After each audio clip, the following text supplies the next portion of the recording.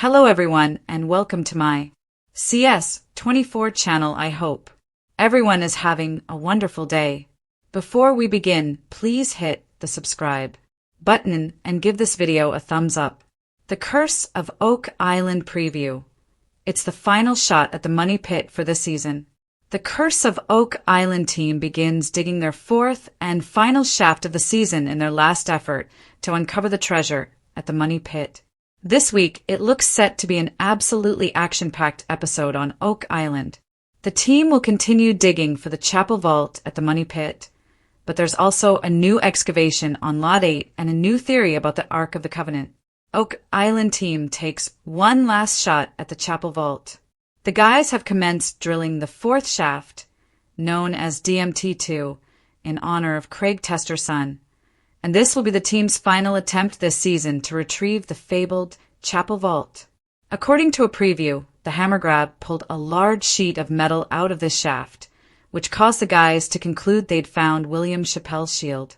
In the 1930s, Chappell's team placed a metal shield in their shaft to protect themselves from floodwater and cave-ins. It's thought the shield was only a few feet away from the actual treasure vault.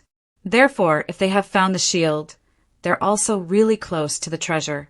In another preview, Marty Lagina, perhaps the more level-headed of the two brothers, confidently stated, "The vault. We're about 30 feet above it right now." So the guys are remaining super optimistic about finding the treasure.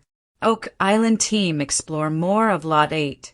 Ever since the team was told by members of CSR Geosurveys Ltd. That a metal-based anomaly lies underground in Lot 8, the guys have become fascinated with this area. Last week, ground-penetrating radar revealed the possible presence of a shaft at about 20 feet below the surface. In tonight's episode, they'll waste no time getting a digger to the spot. And judging from the preview, they've already found a paved area that Marty states is clearly man-made. The area around Lot 8 is largely unexplored, so this opens up many new possibilities for artifact and treasure hunting. The episode description also indicates viewers can expect another expert theory in tonight's episode. And a preview does show the guys listening to a presentation in the war room. The team is told that an artifact they found could be a stone from the breastplate of a Masonic high priest. The expert then discusses the ancient religious relic, the Ark of the Covenant, and suggests it might be buried on Oak Island. The team has long theorized that the Templar Knights may have reached Oak Island during the Middle Ages and buried ancient religious artifacts and relics they had plundered from Jerusalem.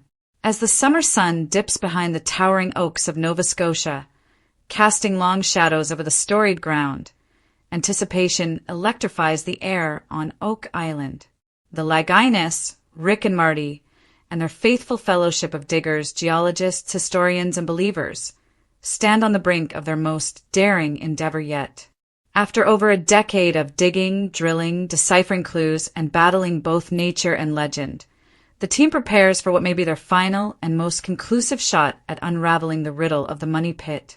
There's an almost sacred silence at the war room table, broken only by the low hum of anticipation. The table is covered in worn parchments, decades-old photos, and maps drawn with trembling hands from generations past. Marty leans over, eyes focused on the LiDAR scans and seismic data that have narrowed their attention to a precise point, a chamber 160 feet below the earth, nestled in an area that has haunted them for years. This, they believe, may be it.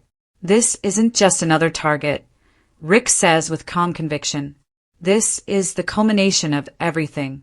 The theories, the technology, the heartache, it all leads here. And the name of that fabled place still echoes with a mix of awe and fear. The money pit, a legacy of mystery. Since 1795, treasure hunters have pursued whispers of Spanish gold, Templar relics, or priceless manuscripts buried beneath Oak Island's surface. Tunnels have collapsed. Fortunes have been spent.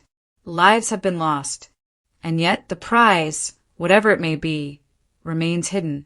For the Laginas, the money pit is no longer just a dig site. It's the beating heart of the legend. They've chased clues through Nolan's Cross, scoured the swamp for sunken ships, analyzed coconut fiber and ox shoe nails, and even reconstructed underground flood tunnels engineered with baffling brilliance. But something always seemed to pull them back to the money pit. Now, with cutting-edge equipment, a wealth of knowledge, and perhaps one final season left in them, the brothers are going all in, digging deeper one last time. In an ambitious plan dubbed Operation Deep Vault, the team has assembled a colossal drill platform at the center of the money pit zone. Engineers have brought in a custom 80-inch caisson, the largest they've ever used on the island. It will chew through the earth like a hungry leviathan, descending through clay, wood, stone, and secrets, aiming to encase and preserve anything they find below. It is their best and last hope to bring up the treasure chamber intact. As dawn breaks on the day of the dig, there's a reverence among the crew. Heavy machinery rumbles to life, while birds take flight from the trees as though sensing history being written. Charles Barkhouse clutches a leather-bound journal, his voice trembling with emotion. If what's down there is what we think it is, we're about to rewrite history. Nearby, Billy Gerhardt oversees the site prep with surgical precision. "We only get one chance to do this right," he says, adjusting his cap. "And we're ready." The final descent. As the drill bores downward, tensions rise. Foot by foot, they inch closer to the anomaly first revealed in a seismic scan, an empty pocket beneath layers of dense soil. The caisson groans as it breaks through wooden platforms, left by 19th century treasure hunters. Remnants of hand-dug shafts, crisscross tunnels, and stone markers rise to the surface like whispers from the past. Then, at 158 feet, the tone changes. Literally, the operators freeze. A hollow echo responds to the drill's impact. The sensor data spikes. Marty exhales sharply. That's void space. And within that void, something solid. They lower a sonar camera, nerves fraying with each passing second. The screen flickers. A chamber hewn roughly but distinctly artificial comes into view. In the center sits a rectangular shape, coffin-sized, metallic edges glinting in the infrared glow. "It's real," Rick whispers. "We're looking at it." They don't cheer. They don't high-five. Instead, they stand in stunned silence, the moment too heavy with meaning. The chamber unearthed. Extraction begins under floodlights as the team works through the night. When the chamber is finally breached, they retrieve the first object, a large, iron-bound chest. The surface is corroded, but the lock mechanism is strangely intact. It's hauled to the war room like a relic from another time. The room is tense. Doug Crowell gently brushes off sediment. Jack Begley bites his lip, visibly shaking. Gary Drayton, never one to hold back, mutters, "This is what we've been waiting for, mate." With a ceremonial breath, Rick opens the chest.